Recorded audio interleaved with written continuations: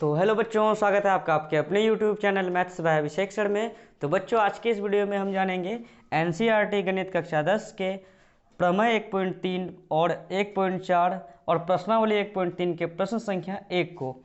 तो बच्चों, यहाँ से सवाल जो है फाइनल एग्जाम में फिक्स पूछे जाते हैं, तो आप लोग इसे बहुत ही अच्छे से वॉच करें। शुरू से अंत तक मेरे इस वीडियो को अगर आप देख लेते हैं तो आपको ये जो प्रश्नावली 1.3 है, कहीं आपको कोई दिक्कत नहीं होगी। तो बच्चों, अगर हम प्रश्नावली 1.3 के जो प्रश्न संख्या 1 को सॉल्व करेंगे, फिर 2 और 3 को, तो उसमें अगर प्रमेय 1.3 और 1.4 जो हम लोग यहाँ पे लिखे हुए हैं, अगर इन्हें अच्छे से जान जाते हैं तो वो हिसाब बनाने में हम लोगों को कोई दिक्कत नहीं होगी। तो इसलिए जो है सबसे पहले हम लोग प्रमेय 1.3 और 1.4 को जानेंगे, उनके बाद हम लोग प्रश्नावली 1.3 का प्रश्न संख्या 1 को करेंगे और नेक्स्ट वीडियो में प्रश्न संख्या 2 और 3 के 3 सवाल को भी सॉल्व करेंगे। तो चलिए स्टार्ट करते हैं हम लोग प्रमेय 1.3 को समझना। तो बच्चों, प्रमेय 1.3 कहता है यदि p a² को विभाजित करती है, कोमा p a को भी विभाजित करेगी यानी ये जो p है इस a² को विभाजित करती है, तो यही p इस a को भी विभाजित करेगी। इसी बात को यहाँ लिखा हुआ है। कहने का मतलब है, अगर p के स्थान पे हम लोग ले लें 3 ले लें और a² के जगह जैसे कि a के जगह हम ले लिए 9, स्क्वायर भी लिख दिए।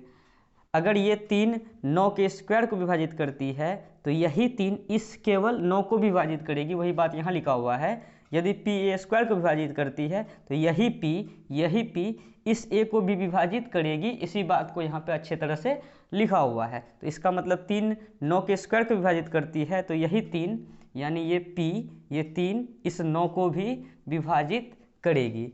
यानी देखिए 3 जो है 9 के स्क्वायर को विभाजित करती है। 9 का स्क्वायर कितना है? तो 9 का स्क्वायर है बच्चों, 9 का स्क्वायर कितना होता है? 9 का स्क्वायर हो गया 9 गुना 9 मतलब 81 अब बट्टे p a² को विभाजित करती है। हमने 3 9 के स्क्वायर को विभाजित करती है, इसका मतलब 3 से भाग देके देखेंगे। 3 एकम 3 27 तिया 81, एक बार 27 करेंगे तो कितना आया? 27। इसका मतलब जो है 3 9 के स्क्वायर को विभाजित करती है, तो इसका मतलब यही 3 इस 9 को भी विभाजित करती है। तो ये जो प्रमेय 1.3 है, जिसको इंग्लिश में कहते हैं थ्योरम, तो ये जो प्रमेय 1.3 है, अगर 3 a² को विभाजित करती है यानी p a² को विभाजित करती है, तो यही p a को भी विभाजित करेगी ही करेगी। जैसे देख लीजिए 3 9 के स्क्वायर को विभाजित किया, तो यही 3 देखिए इस 9 को विभाजित करेगा। ये जो 9 है को ये 3 विभाजित करेगा। 3 एकम 3 3 तिया 9, एक बार 3 करें कितना हो गया? 3 हो गया यानी 9 के स्क्वायर को 3 विभाजित करता है, तो इस 9 को भी ये 3 विभाजित करेगा। यही है प्रमेय 1.3। ठीक है, चलिए आप लोग बिल्कुल समझ गए होंगे इनको। अब हम लोग जो है सिद्ध करेंगे, मतलब प्रमेय 1.4 मतलब थ्योरम 1.4 में सिद्ध कीजिए कि √2 एक अपरिमेय संख्या है। वैसे ही प्रश्नावली जब 1.3 पढ़ेंगे, वहाँ पे बोला है सिद्ध कीजिए कि √2 के जगह में दे दिया √5 एक अपरिमेय संख्या है। तो यह एक थ्योरम ही है। तो थ्योरम को हम लोग अगर यहाँ बनाने के लिए सीख जाएंगे प्रमेय 1.4 को, तो आराम से हम लोग प्रश्नावली 1.3 के सवाल को, सभी सवाल को अच्छे तरह से बनाने के लिए सीख जाएंगे। तो इसलिए हम लोग इनको पढ़ना हम लोगों को क्या होता है? ज़रूरी होता है। चलिए तो हम लोग स्टार्ट करते हैं। सिद्ध कीजिए कि √2 एक अपरिमेय संख्या है।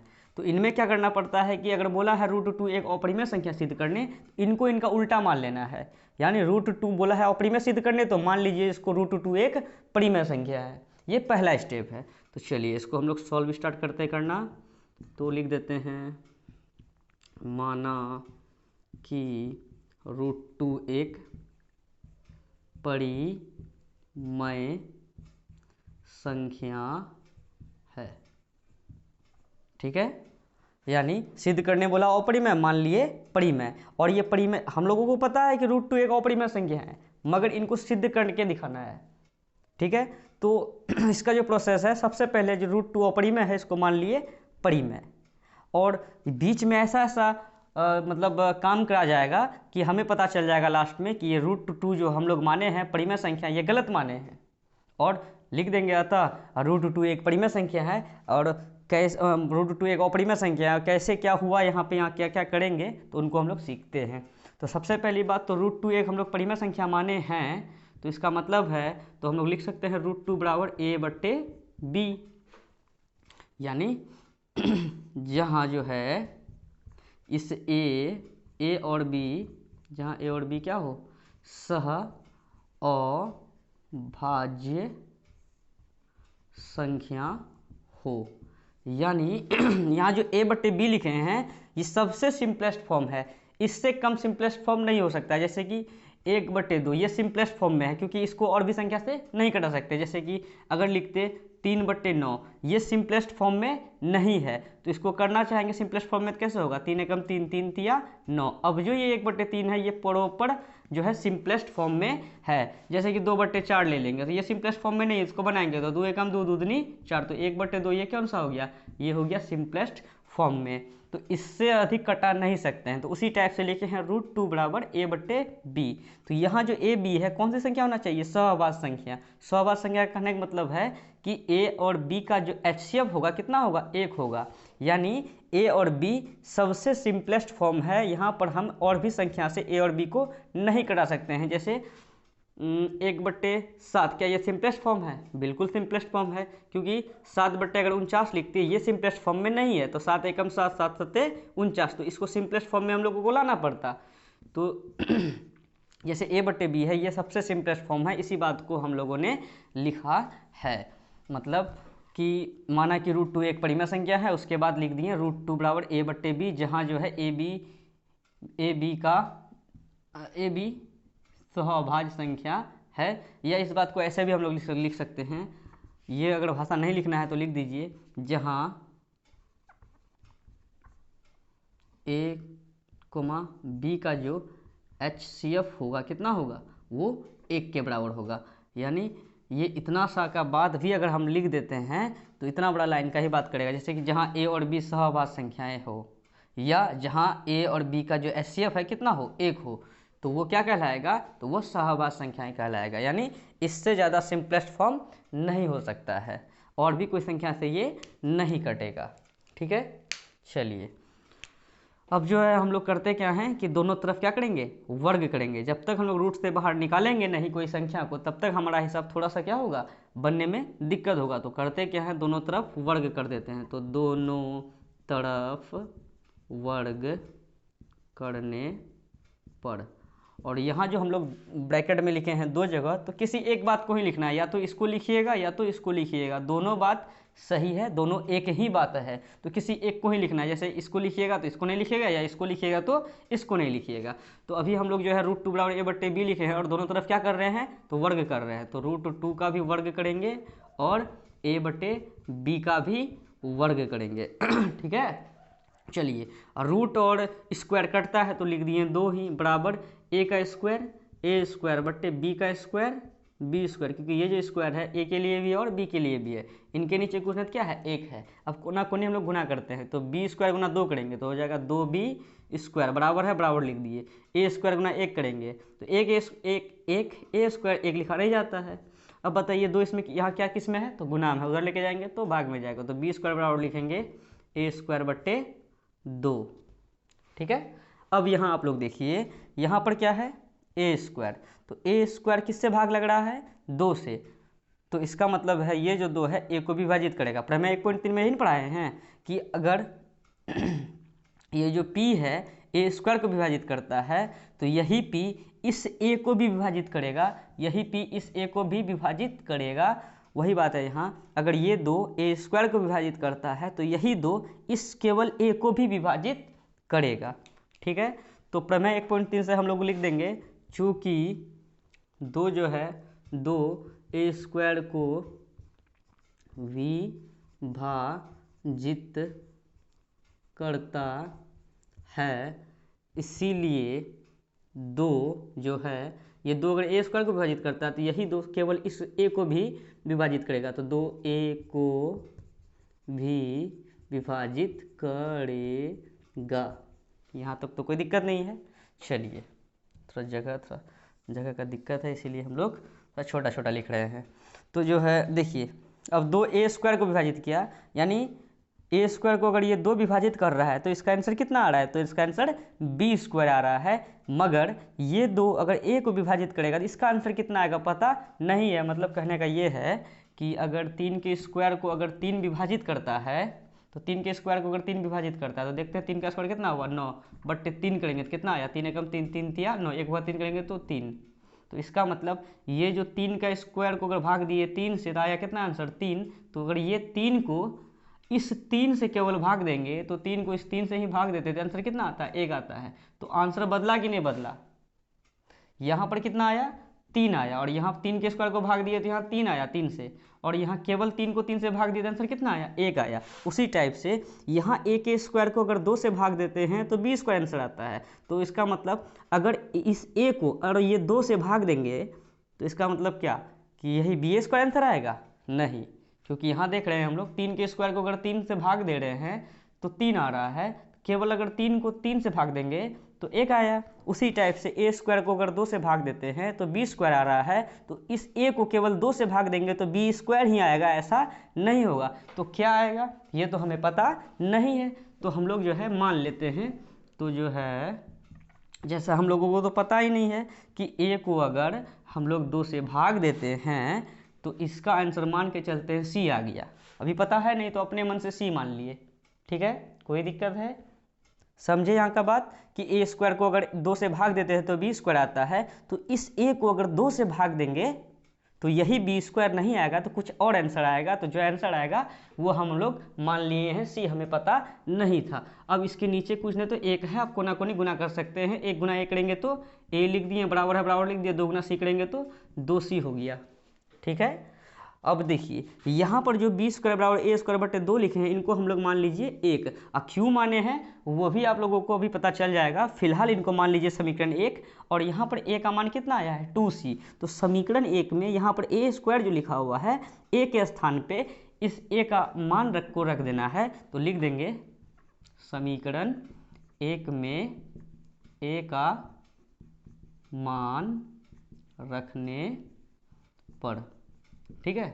समीकरण 1 में a का मान रख रहे हैं, तो समीकरण 1 क्या है, तो ये समीकरण 1 है b स्क्वायर बराबर a स्क्वायर बट्टे 2 है। तो लिख देंगे, अब यहाँ से लिखना स्टार्ट करते हैं। चलिए लिख देते हैं पहले b स्क्वायर बराबर a स्क्वायर। a का मान कितना है, तो a का मान अभी हम लोग क्या निकाले हैं 2c निकाले हैं, तो 2c a की जगह हम 2c लिख दिए, स्क्वायर है तो ब्रैकेट लगा के हम लोग स्क्वायर लगा देंगे। अब बट्टे 2 है तो 2 लिख दिए, ठीक है। अब इसको लिखेंगे, इसको जो है ना थोड़ा जगह का इधर कमी है तो इनको अब यहाँ से लिखना स्टार्ट करते हैं। तो लिखेंगे b स्क्वायर बराबर 2c का स्क्वायर करेंगे तो 2c गुना 2c, दूधनी 4, c गुना c, c स्क्वायर, तो क्या हो जाएगा 4c स्क्वायर बट्टे यहाँ क्या है नीचे 2 है। चलिए 2 एकम 2, दूधनी 4, तो कितना आया b स्क्वायर बराबर 2 आया, और c स्क्वायर नीचे कुछ नहीं 1 है तो 1 से भाग देंगे तो कोई फर्क नहीं पड़ेगा। अब यहाँ देखिए ये 2 यहाँ किस में है गुना में है, अगर बराबर के इस पर लेके आएंगे तो किस में आएगा भाग में। तो लिख देते हैं b स्क्वायर, और 2 गुना में है तो भाग में, बराबर क्या लिखेंगे c स्क्वायर। अब यहाँ भी देखिए b स्क्वायर को कौन भाग कर रहा है 2, तो इसका मतलब है यह 2 b को भी विभाजित करेगा, किससे, तो प्रमेय 1.3 से। यदि p a स्क्वायर को विभाजित करता है तो यही p इस a को भी, यही p इस a को भी क्या करेगा विभाजित करेगा। यानी b स्क्वायर को अगर ये 2 विभाजित कर रहा है तो इसका मतलब है यही 2 इस b को भी विभाजित करेगा। तो उसी बात को हम लोग लिख देंगे, क्या लिखेंगे, चूंकि b स्क्वायर को 2 विभाजित कर रहा है इसीलिए b को भी 2 विभाजित करेगा, ठीक है। b स्क्वायर को अगर 2 विभाजित करता है तो इस b को भी 2 विभाजित करेगा। अब जो है हम लोगों का बात लगभग पूरा हो चुका है। अब रीजन बताते हैं कि कैसे जो है √2 एक अपरिमेय संख्या होगा। देखिए अभी यहाँ पर देखिए कि 2 a को विभाजित कर रहा है, क्या ये जो 2 है a को विभाजित कर रहा है, ठीक है। इस लाइन को हम लोग अंडरलाइन कर लेते हैं। 2 है यहाँ पर, 2 a को विभाजित कर रहा है, फिर यही 2 इस b को भी विभाजित कर रहा है ना। ये ए 2 को विभाजित कर रहा है, मतलब 2 को विभाजित कर रहा है ए, नहीं ए को विभाजित कर रहा है 2, और यहाँ पर भी बी को विभाजित कर रहा है 2। तो यहाँ पर जो हम बोले थे कि ए और बी कौन सा फॉर्म है, सिंपलेस्ट फॉर्म, मतलब इसको और नहीं कटा सकते हैं, मगर यहाँ पर ए को भी 2 कटा रहा है, बी को भी 2 कटा रहा है, इसका मतलब ए में भी 2 से भाग लग रहा है, बी में भी 2 से भाग लग रहा है। हम लोग माने हैं कि ए बी सहवास संख्या होना चाहिए, मगर ए बी तो सहवास संख्या नहीं हुआ, क्योंकि यहाँ 2 से भी भाग लग रहा है ए में, बी में भी 2 से भाग लग रहा है। इसलिए जो है यह ए बट्टे बी जो हम लोग लिखे हैं, ए और बी सहवास संख्याएं नहीं हुआ, यानी ए और बी का जो HCF है 1 नहीं होगा। ठीक है, जिसके कारण अब जैसे ये अभाज्य संख्या सहवास संख्या नहीं हुआ, इसके बराबर है √2। जब ये सहवास संख्या नहीं हुआ तो ये जो √2 हम लोग परिमेय माने हैं, तो ये भी परिमेय नहीं होगा। जब ये गलत हो गया, इसके बराबर ये है, तो भैया ये भी दोषी हो गया, है कि नहीं। अब ये चोरी किया, ये चोर नहीं है मगर इसके साथ रहता है, इसका मतलब ये भी चोर कहलाएगा। ठीक है, इसीलिए √2 भी जो है एक परिमेय संख्या नहीं होगा। √2 क्या होगा, एक अपरिमेय संख्या होगा। तो जो बातें हम लोग समझे हैं उन्हीं बातों को हम लोग अब लिख देते हैं अतः में। ठीक है, तो लिख देते हैं, यहाँ ए को 2 विभाजित कर रहा है, बी को भी 2 विभाजित कर रहा है, तो इसका मतलब हुआ इसका इस सब के नीचे लिखना है। ठीक है, यहाँ जगह नहीं है इसलिए हम लोग यहाँ लिख रहे हैं। चलिए, इसका मतलब यह हुआ कि ए और बी में 2 से भाग लग रहा है, परंतु हमने माना है, परंतु हमने ए और बी को सह अभाज्य संख्या माना है ना। ए और बी 2 से भाग हो रहा है, लेकिन हम लोग ए बी को सहवास संख्या माने हैं। यह कल्पना तो हमारी गलत हो गई, तो लिख देंगे यह कल्पना हमारी गलत हो गई। ठीक है, तो अगर यह कल्पना हमारी गलत है तो हमारी यह कल्पना भी गलत है कि √2 एक परिमेय संख्या है। तो √2 एक परिमेय संख्या नहीं है। ठीक है, लिख देते हैं, अतः √2 एक क्या है, तो अपरिमेय संख्या है। ये हो गया PROVED प्रूव्ड। ठीक है, इनका आप लोग स्क्रीनशॉट ले लें। ठीक है, अगर आपको कहीं भी डाउट हो तो आप हमें ज़रूर कमेंट करें, हम उस पर एक नया वीडियो बनाएंगे और आपके डाउट का उसमें सल्यूशन होगा। ठीक है, और हम लोग प्रमेय जो है 1.3 को अच्छे से समझ लिए, फिर प्रमेय 1.4 को भी समझ लिए। अब हम लोग जो प्रश्नावली में जाएंगे, प्रश्नावली 1.3 के 1 नंबर के सवाल को सॉल्व करेंगे, 2 नंबर के, 3 नंबर के, आपको कहीं भी दिक्कत नहीं होगा, क्योंकि आपने इनके प्रश्नावली जो 1.3 है उनके पूरे बेसिक बात को बहुत ही अच्छे तरीके से समझ लिए हैं। और मेरे इस वीडियो को ज़्यादा से ज़्यादा शेयर करें ताकि सभी बच्चे इसका लाभ उठा सके, और आप वीडियो में शुरू से अंत तक जरूर बने रहें ताकि आपको सभी बातें, सभी कॉन्सेप्ट्स अच्छे से समझ में आए। चलिए, हम इसे अब मिटा देते हैं, आप इसका स्क्रीनशॉट्स ले लें। चलिए, अब हम लोग जो है प्रश्नावली 1.3 का प्रश्न संख्या 1 को सॉल्व करते हैं आज के वीडियो में। वीडियो थोड़ा लंबा हो गया है, और नेक्स्ट वीडियो में जो है प्रश्नावली 1.3 के ही प्रश्न संख्या 2 और 3 के प्रश्न संख्या 1, 2, 3 को सॉल्व करेंगे। चलिए, इनको हम लोग मिटा देते हैं।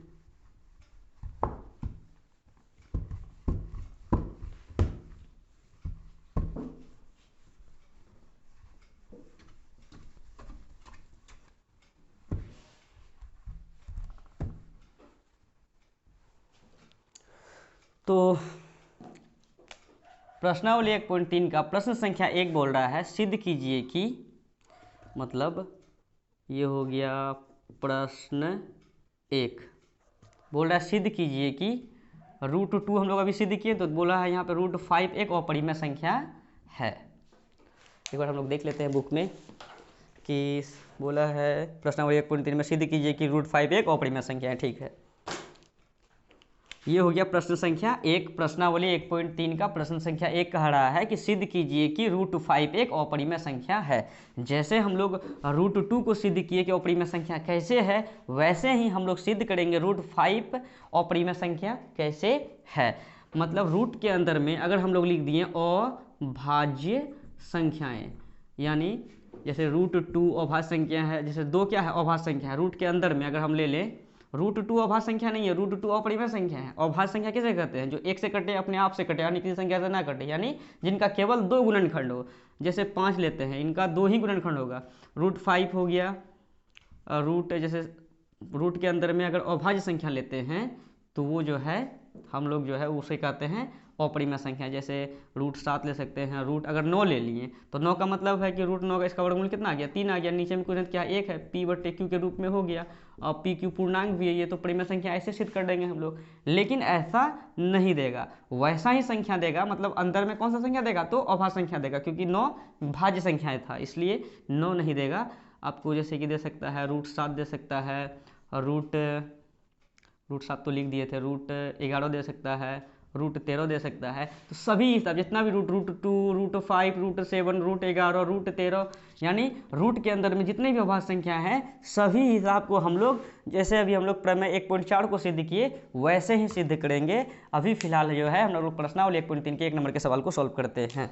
चलिए, 1 नंबर के सवाल में भी हम लोग क्या बोले थे? इसका विपरीत मान लेना है। अभी सिद्ध करने बोला है √5 एक अपरिमेय संख्या है, तो इसका विपरीत मान लेंगे हम लोग कि ये एक परिमेय संख्या। और बीच में हम लोग बहुत सारा बात किए और लास्ट में लिख दिए, यह जो है हमारा मानना गलत हो गया। वैसे ही बनाएंगे इनको भी। चलिए, माना कि √5 एक परिमेय संख्या है।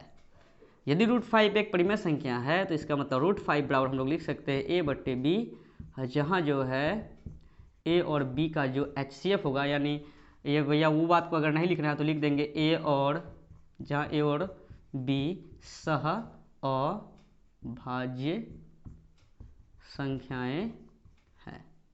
ठीक है, चलिए अब जो है हम लोग दोनों तरफ क्या कर लेते हैं? वर्ग कर लेते हैं। तो लिख देंगे दोनों तरफ वर्ग करने पर, तो √5 का भी वर्ग कर देंगे, a/b का भी वर्ग कर देंगे। रूट और ये कट गया, स्क्वायर कट गया, बचा 5 बराबर a²/b²। अब कोना कोनी गुना कर सकते हैं, तो b² गुना 5 करेंगे तो 5b² बराबर a² गुना 1 करेंगे तो a²। अब 5 गुना में उधर जाएगा तो भाग में जाएगा, तो b² बराबर लिख सकते हैं a²/5। अब यहाँ देखिए a² को 5 विभाजित कर रहा है। अगर p a² को विभाजित करता है तो यही p इस a को विभाजित करेगा। वही बात को यहाँ लिख देंगे किससे? तो प्रमेय 1.3 से। तो लिख देंगे 5, चूँकि 5 a² को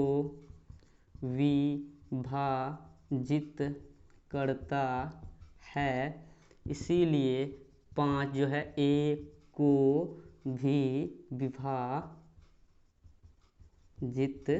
करेगा। ठीक है, अब देखिए a² को अगर 5 विभाजित किया आंसर आया b², तो उसी टाइप से इस a को अगर 5 विभाजित करेगा तो आंसर b² नहीं आएगा। जो हम लोग अभी बात किए हुए थे, ये बोल रहे हैं हम कि अगर 5 जो है 5 के स्क्वायर को विभाजित करता है तो ये 5 इस 5 को भी विभाजित करेगा। तो 5 के स्क्वायर को विभाजित अगर कर रहा है तो 5 का स्क्वायर हो गया 25, उसको अगर 5 से कटाते हैं तो 5 जगह 5 5 25, यही 5 इस 5 को विभाजित करेगा। तो 5/5 करते हैं तो कितना होगा? 1। तो 5 अगर 5 के स्क्वायर को विभाजित किया तो आया आंसर 5, और ये 5 केवल इस 5 को विभाजित करेगा तो आंसर आया 1। तो अलग आंसर आया ना। उसी टाइप से a² अगर 5 को विभाजित करता है तो इसका आंसर आया b²। तो a को अगर 5 से विभाजित करेंगे, अगर हम लोग लिख देंगे ba² तो वो गलत हो जाएगा ना। अगर 5 के स्क्वायर को विभाजित किया आंसर आया 5, तो वही है 5 को विभाजित करेगा तो 5 आएगा आंसर, नहीं, उसका आंसर 1 आया। उसी टाइप से जो है ए स्क्वायर को अगर 5 विभाजित करता है तो आंसर आया बी स्क्वायर। तो उसी टाइप से अगर ए 5 को विभाजित करेगा तो आंसर बी स्क्वायर नहीं आएगा, तो आंसर क्या आएगा तो हमें पता नहीं है, तो हम लोग लिख लेंगे उस बात को। चलिए हम लोग लिख लेंगे कि इधर लिखते हैं, अगर जो है तो ए अगर 2 से भाग होता है, ए अगर 2 से 2 नहीं 5 है, ए अगर 5 से भाग होता है तो आंसर हम लोगों को पता नहीं है, मान लेते हैं सी, इसके नीचे गुना 1 है, कोना कोनी गुणा कर लेते हैं, 1 गुना 1 करेंगे तो ए हो गया, और 5 गुना सी करेंगे तो 5c हो गया। और हम लोग जो है इनको समीकरण 1 मान लेंगे। और तभी क्यों माने थे, तो पता चला ना कि वैसा मानने पे जो है हम लोगों का जो आ गया था बी स्क्वायर को भी 2 विभाजित किया था, तो बी को भी विभाजित करेगा, तो वो 2 चीज़ जो हम लोग लाना चाह रहे थे वो दोनों आ गया था, इसीलिए हम लोग समीकरण 1 इनको माने थे। चलिए इसको समीकरण अगर 1 मान लेंगे तो यहाँ लिख देंगे इस ए का मान समीकरण 1 में रखने पर, लिख देते हैं समीकरण 1 में ए का मान रखने पर रख देते हैं। समीकरण 1 क्या है, तो समीकरण 1 है बी स्क्वायर बराबर ए स्क्वायर बट्टे 5, तो बी स्क्वायर बराबर ए स्क्वायर, एक जगह में क्या है तो एक जगह में 5c लिख देंगे, 5c ब्रैकेट ए स्क्वायर है तो ब्रैकेट लगा के स्क्वायर चला दिए बट्टे 5।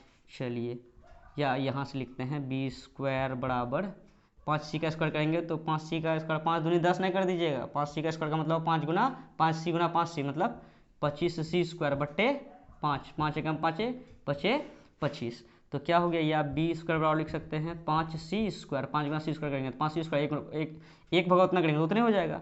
अब बताइए 5 यहाँ गुना में इधर आएगा तो भाग में, तो बी स्क्वायर बट्टे क्या लिखेंगे 5 बराबर c स्क्वायर। अब देखिए यहाँ पर भी बी स्क्वायर को अगर ये 5 विभाजित कर रहा है तो इसका मतलब इस b को, ये 5 है, अगर बी स्क्वायर को ये 5 विभाजित कर रहा है तो ये b को भी 5 विभाजित करेगा, लिख देते हैं चूँकि बी स्क्वायर को 5 विभाजित कर रहा है, इसीलिए इस b को भी 5 विभाजित करेगा।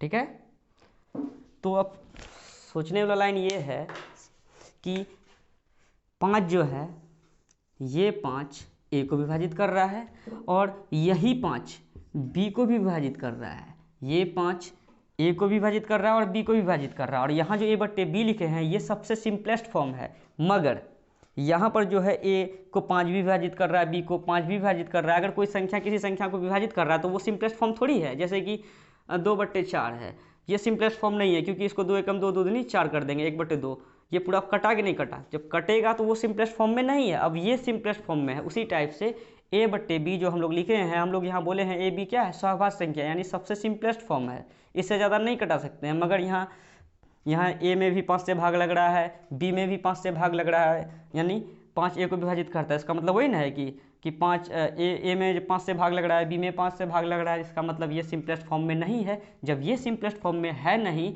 और इनको माने हैं हम लोग सहभाज्य संख्याएँ, ये सहभाज्य संख्याएँ हुई नहीं, तो ये सहभाज्य संख्या नहीं है, तो इसके बराबर √5 है, और हम लोग √5 को लिखे हैं कि एक परिमेय संख्या है। जब ये सहभाज्य संख्या नहीं हुआ तो इसके बराबर √5 ये भी तो नहीं होगा।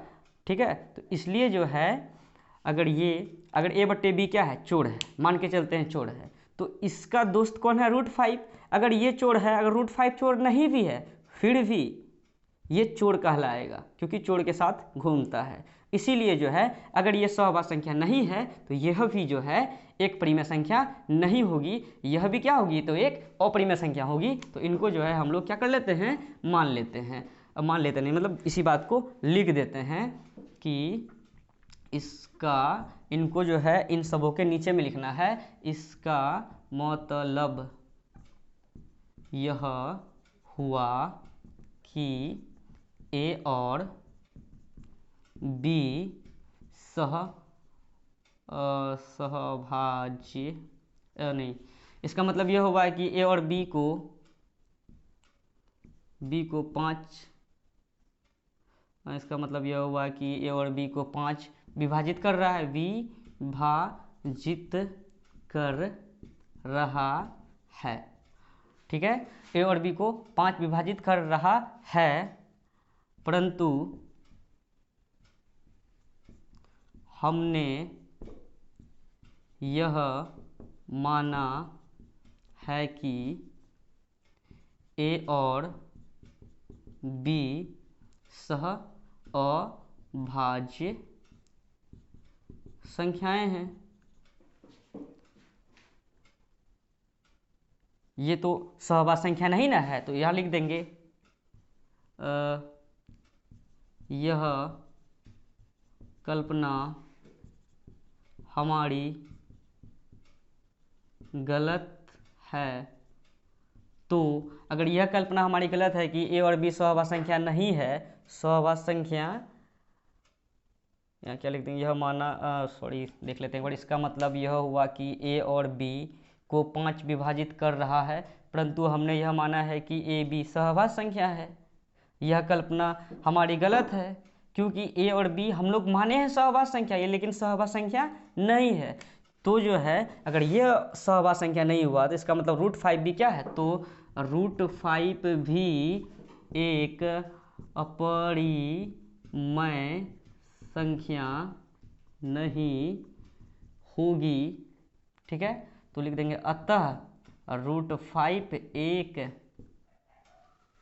अपरिमेय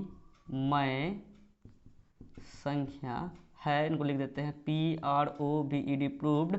और ये जो हम लोग लिखे हैं इसका मतलब यह हुआ है कि तो आप लोग यहाँ परीक्षा में बोला जाता है कि परीक्षार्थी यथासंभव अपने शब्दों में उत्तर दें, तो आप इन्हें समझ करके अपने स्तर से लिख सकते हैं। ऐसा नहीं कि जैसे हम लिखे हैं वैसे ही आप लिखिए। जैसे इससे पिछला वाला जैसे √2 को जैसे हम लोग लिखे थे उसमें थोड़ा सा हल्का सा भाषा चेंजिंग था, यहाँ थोड़ा सा चेंजिंग हुआ है, तो कोई दिक्कत नहीं है, ऐसे भी ये सही है। और अगर आप ऐसे लिख देते हैं तो आपको फुल में फुल नंबर मिलेंगे। चलिए तो बच्चों आप इसका पहले स्क्रीनशॉट ले लें। अगर आपको ये वीडियो ज़्यादा अच्छा लगा हो तो आप अपने दोस्तों के साथ इसे शेयर करें और मेरे इस चैनल को सब्सक्राइब करें, लाइक करें, कमेंट करें। ठीक है बच्चों, मिलते हैं नेक्स्ट वीडियो में। धन्यवाद।